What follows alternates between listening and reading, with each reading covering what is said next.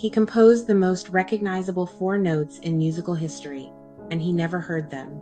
By the time Beethoven premiered his Ninth Symphony before a roaring Vienna audience, he was completely deaf. He had to be physically turned around to see the standing ovation he couldn't hear. How does a man lose the one sense his entire life depends on and respond by writing his greatest masterpiece? Was it willpower? Madness? Or was it something written into him from the very beginning? Human design is a system that maps your unique, energetic blueprint. It reveals not just who you are, but how you're designed to move through the world. Beethoven was born on the 16th of December, 1770, in Bonn, Germany. His exact birth time has been lost to history, as was common in the 18th century. So we're working with the most cited historical estimate of around 3:40 a.m. This gives us a fascinating working portrait, though we hold it with appropriate humility. Based on this data, Beethoven appears to be a manifesting generator, one of the most energetically powerful types in human design, built for high volume, multi-passionate creative output.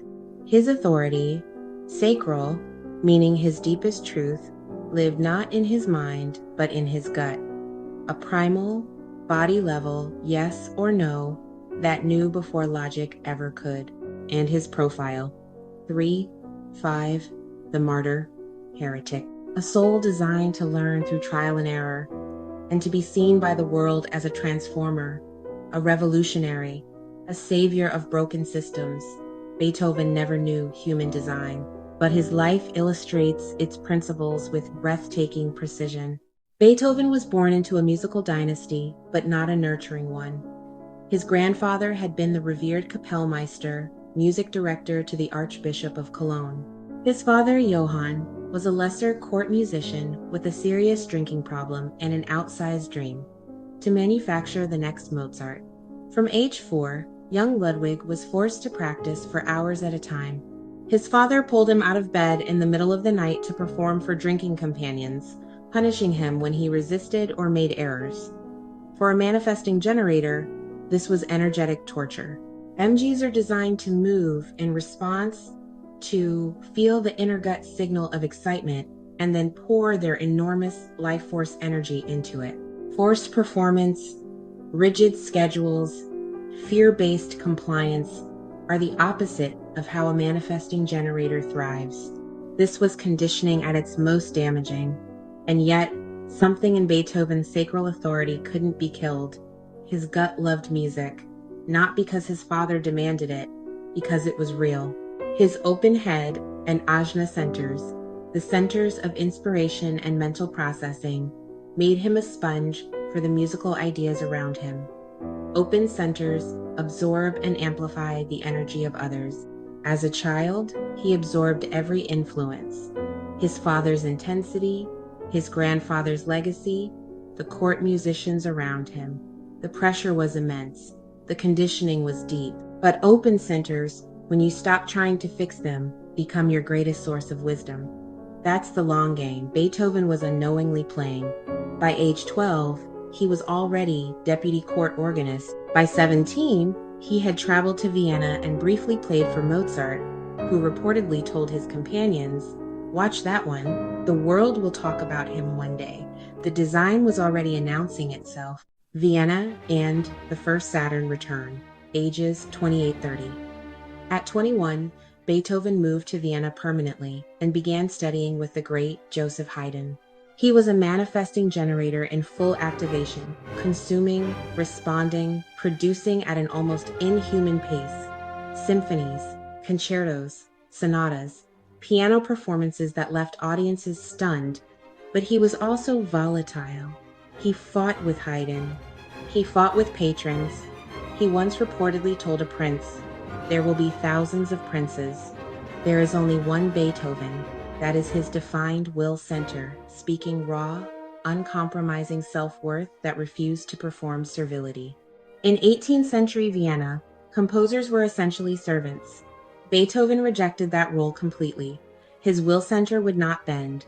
Then, at approximately age 28 to 29, Beethoven entered his first Saturn return, the developmental rite of passage when Saturn returns to the position it held at your birth. Saturn demands that you shed what is no longer truly yours and commit to what actually is. For Beethoven, Saturn delivered its challenge in the cruelest possible form. His hearing began to fail. By 1798, the ringing had started. By 1801, he was writing to close friends in anguish. I must confess that I lead a miserable life. For 2 years, I have avoided all society because I find it impossible to say to people, I am deaf. Saturn wasn't breaking Beethoven. Saturn was stripping him down to his design. The open head and ajna centers that had absorbed so much external noise. The critics, the court, the fashions of Viennese musical society were being forced inward. The outer world's sound was being removed. What was left was his own signal, pure and uncontaminated. His response? He wrote the Heiligenstadt Testament in 1802, a raw, private letter to his brothers, confronting his despair and then choosing, defiantly, to live. It seemed impossible to leave the world until I had produced all that I felt called upon to produce. That is a sacral authority speaking in its most primal form. The gut said, not yet. The heroic middle period and Uranus opposition ages, 32 to 42. What followed Saturn's stripping was one of the most explosive creative periods in human history. The Third Symphony, the Eroica, was originally dedicated to Napoleon Bonaparte. Beethoven admired him as a symbol of the revolutionary individual rising above corrupt systems. Then Napoleon declared himself emperor, and Beethoven furiously scratched the dedication off the manuscript in a rage. This is the 3-5 profile in action, the line 3 energy, bonds, and breaks. It must. Every relationship, every alliance, every belief system gets tested by a 3. Not because the 3 is unstable, but because that's how they gather wisdom, bond, learn, break if necessary. Move. The scrapped Napoleon dedication wasn't betrayal. It was curriculum.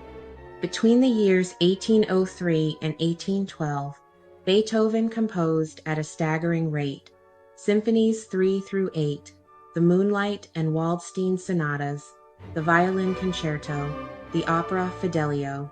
Each work pushed further past the boundaries of what classical music was permitted to be. Then, around age 42, came the Uranus opposition, when transiting Uranus sits directly opposite its natal position. Uranus is the planet of radical disruption, liberation, and individuation. The Uranus opposition at midlife is when the soul's deepest, most suppressed truth demands to be lived or revolts. For Beethoven, this period brought his most devastating personal crisis, the Immortal Beloved letters. In 1812, he wrote an unsent love letter to an unknown woman, passionate, desperate, final sounding. He never married. His romantic life had been a series of unrequited or impossible attachments, often to women already spoken for. For a 3-5 profile, this is the shadow. The world projects the romantic ideal onto the 5, expecting a hero. But the 3 has to keep breaking bonds to keep learning. Lasting domestic love was simply not in this design's blueprint, and fighting that truth cost Beethoven enormous pain. After 1812, he went nearly silent for several years. The Uranus opposition had done its work. Something was reorganizing at the deepest level. The Chiron return and late masterworks ages 48 to 57.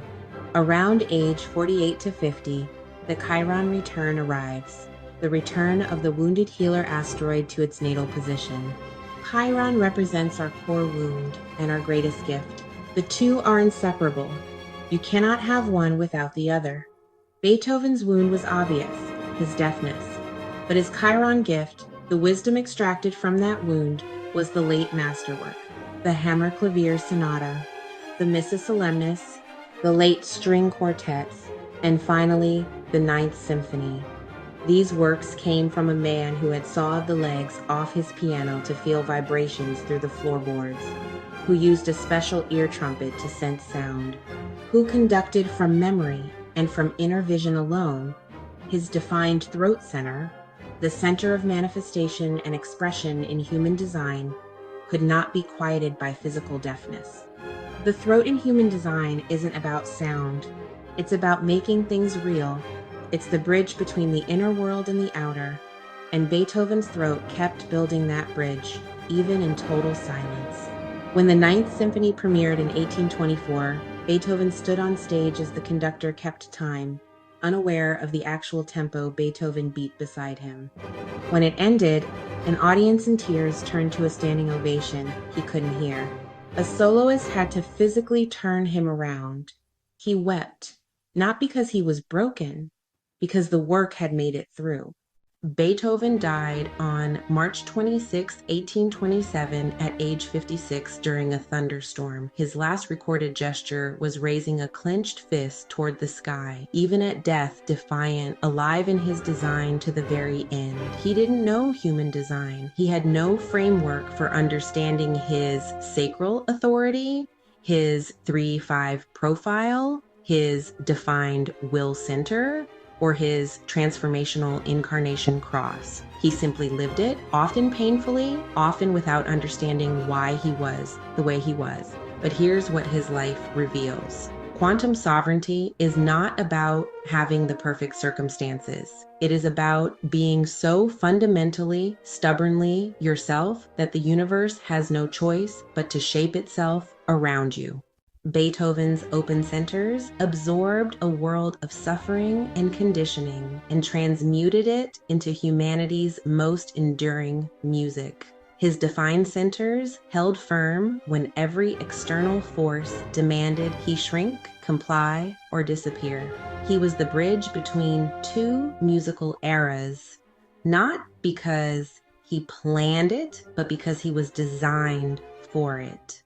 Beethoven's story isn't just about genius. It's about what happens when a soul, however unknowingly, refuses to betray its own design. His Saturn return stripped away the noise. His Uranus opposition demanded he choose authenticity over approval. His Chiron return transformed his deepest wound into his greatest gift. You have those same transits coming. You have your own defined centers, your own authority, your own profile, a blueprint as unique as Beethoven's, shaping every decision, every relationship, every creative impulse you have. While Beethoven couldn't consciously access this knowledge, you can.